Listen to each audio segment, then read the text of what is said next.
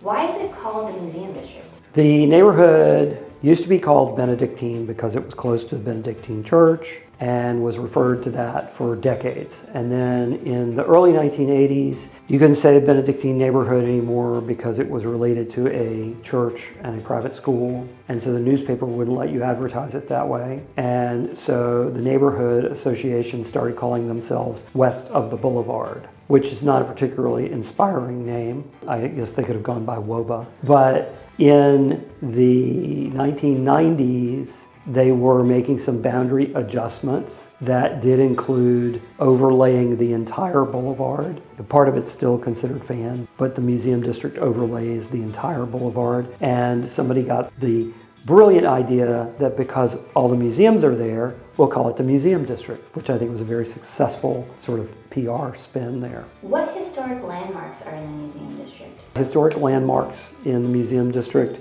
VMFA, the Virginia Historical Society facility, which is now known as the Virginia Museum of History and Culture. We've got the Confederate Chapel, which is behind the museum. We have Home for Confederate Widows on Shepherd Street. There are a number of pockets of very old houses that were built in the 1890s that were more like country houses when they were built in the 1890s, kind of around the Colonial and Floyd area. There's a little pocket of older houses there. It basically was farmland up until the neighborhood was developed.